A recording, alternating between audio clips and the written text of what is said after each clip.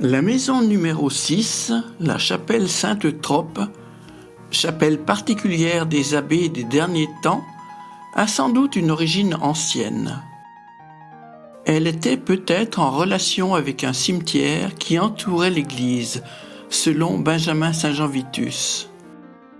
L'étage supérieur, sous le toit, était occupé par la salle du trésor, en fait le chartrier, où étaient conservées les archives de l'abbaye. En face, le mur est de la salle capitulaire a été modifié à plusieurs reprises, dont la dernière en 1994, où l'on a tenté de restituer son état ancien. L'étage abritait une partie du dortoir des moines. Du temps des chanoines, leur bibliothèque y était installée.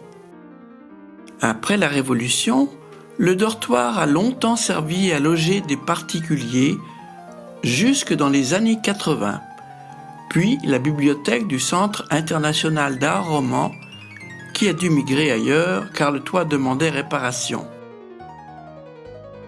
Ce dortoir se prolongeait beaucoup plus au sud qu'actuellement, mais peu utilisé et mal entretenu, son toit s'effondra en 1634.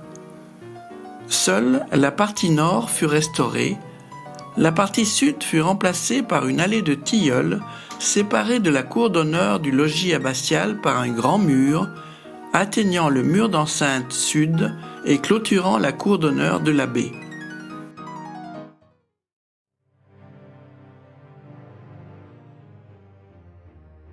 Le logis abbatial a été reconstruit par l'abbé de Toulonjon, dernier abbé régulier à la fin du XVe siècle. Dans la façade, une jolie porte gothique au nord donne accès à une galerie percée de fenêtres cloisonnées.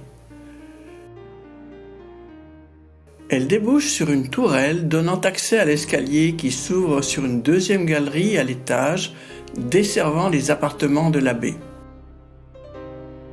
Plus tard, l'abbé séculier, après la transformation de l'abbaye en collégiale, Louis III de Rochechouart put accéder à son église grâce à une galerie couverte traversant la cour pour rejoindre le dortoir des moines et, de là, pénétrer dans l'abbaye par le sud du transept.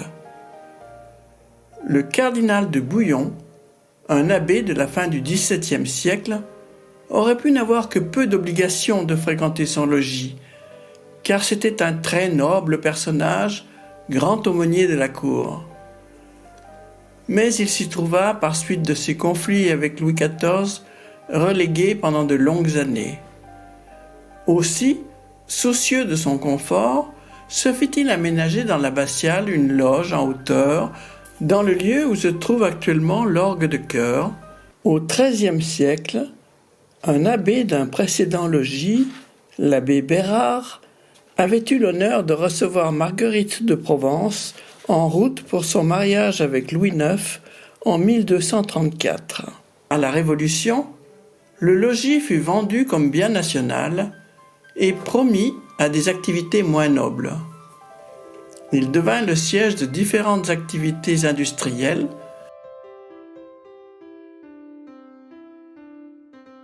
dont la dernière fut l'usine de ferronnerie Blogalland.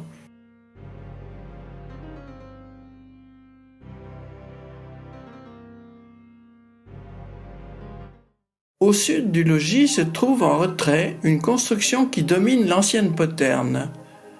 Dans la rue du même nom, on peut encore apercevoir du côté ouest 2 ouvertures en hauteur à linteaux trilobés qui lui appartiennent.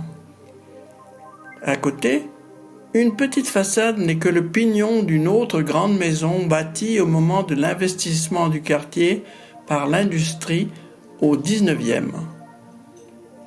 Les locaux furent employés à diverses activités, dont une brasserie. En face, à la place du mur qui avait été construit pour clore à l'ouest la cour d'honneur de l'abbé après la Révolution, on bâtit des immeubles servant de logement aux numéros 1, 3 et 5. Actuellement, ce côté ouest de la cour est percé d'une petite rue récemment nommée Via Marguerite Thibert, en l'honneur d'une tournusienne qui a soutenu et animé longtemps le Centre international d'études romanes. Cette rue n'est apparue que lors du réaménagement entraîné par la ruine de la partie sud du dortoir. Au nord de la rue, le cardinal de Fleury, en 1727, fit percer le mur de la salle capitulaire pour créer une nouvelle entrée plus pratique que l'ancienne qui s'ouvrait dans le cloître.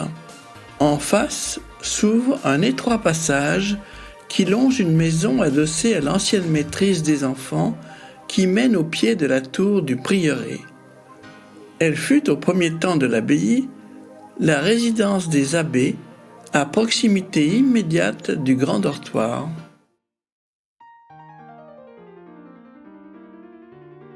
La rue des Tonneliers est aussi une rue nouvelle créée pendant la Révolution, au moment où une partie du mur ouest du rempart fut abattue pour désenclaver l'abbaye et mettre le quartier en communication facile avec le reste de la ville.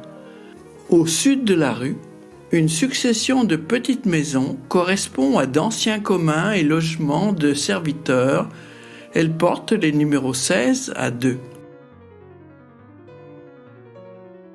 Elle se trouve surmontée au numéro 12 d'une importante tour ronde à sa base et hexagonale dans sa partie supérieure, nommée à une période de tension entre l'abbaye et ses sujets de la ville au milieu du Moyen-Âge, tour de Quincampoix, c'est-à-dire « quoi qu'il vous en pèse, quoi que vous en pensiez, je vous domine ». Son architecture militaire montre bien l'hostilité qui régnait à ce moment, renforcée par l'absence à l'origine de portes à sa base et la présence d'archères, transformées en canonnières au premier étage. Selon Albert Bernard, la base serait très ancienne. La partie supérieure élargie a dû aussi porter des équipements militaires pour la défense de l'abbaye. Plus tard, elle fut le colombier de l'abbaye par la décision du cardinal de Bouillon. Au numéro 16 se trouve le temple protestant de Tournu et la maison attenante. En face, la grande maison signalée au sud de la place des Arts longe la partie nord de la rue, précédée du mur de soutènement, nécessité par sa pente raide, jusqu'à la rue de la Poterne.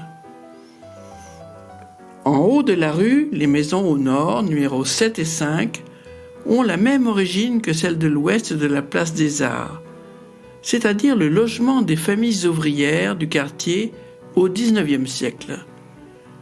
Celles qui enclavaient le réfectoire furent détruites dans la deuxième moitié du XXe pour dégager l'ensemble abbatial et le mettre en valeur. C'est pourquoi le nord-ouest de la rue est bordé d'un espace qui sert de parking et permet de voir les contreforts du réfectoire avec la chaire débordante du lecteur qui accompagnait le repas des moines de lecture pieuse. On aperçoit aussi, avec du recul, la partie supérieure de la tour du prieuré déjà mentionnée. Les anciens tournusiens se souviennent du maréchal Ferrand qui officiait encore après-guerre. Le curé de l'abbaye, le père Petit, lui prêtait, paraît-il à l'occasion, main forte pour tenir le pied du cheval.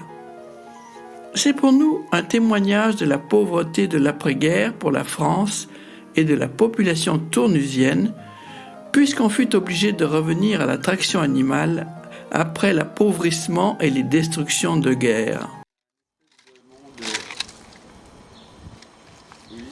C'est bien en jeu, enfin en association d'idées, un machin, un truc complètement un peu légendaire avec les pierres là qui sont à la base du mur. Alors qu'est-ce que vous avez trouvé là? Là c'est un passage, c'est-à-dire que ce mur, ce grand mur là, il a servi je pense de mur de terrasse pour retenir de ce côté-là les niveaux de sol qui sont derrière. Construction de logis abbatial, hein. On est au XIIe, XIIIe siècle, quelque chose comme ça. Et en fait, c'est un mur qu'on retrouve dans la cave voisine, qui se continue tout droit et dont le tracé a été repris au XVIe siècle quand ils ont construit le logis abbatial. On voit que le logis abbatial s'appuie et est associé à un mur de clôture qui reprend le tracé de ce mur-là. Et en fait, ce mur-là, si on regarde sur le plan de cadastre, on s'aperçoit qu'il se prolonge le long de l'actuelle rue de la Poterne qui est dans cet alignement-là.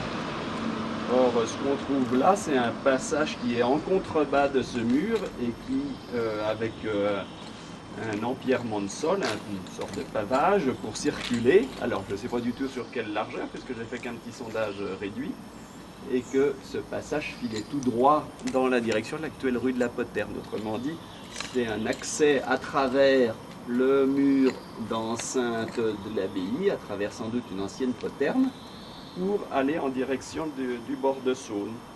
Et vers 1300, on va dire, vers le début du XIVe siècle, ce passage est fermé par le mur qui est ici. Et à partir de là, on a d'abord un énorme dépotoir très très riche là sous mes pieds. Cette couche noire de 20 cm d'épaisseur qui vient contre la base de ce mur, c'est un dépotoir de rejets d'os animaux, donc de consommation de viande, de poisson, des choses comme ça. Et après, donc ça vers 1300 on va dire, et puis après c'est remblayé et ultérieurement il y a eu un sol de maison ici avec un foyer ici. Et ce sur quoi j'arrive, donc c'est sur les premiers niveaux de voirie, enfin de sol empierré en relation avec la base de ce mur pour ce passage qui va vers la Poterne. Ce mur, il est conservé sur 2 mètres de haut, quoi. T'as ramené des sacs au fait, Stéphanie? Pardon, Benjamin?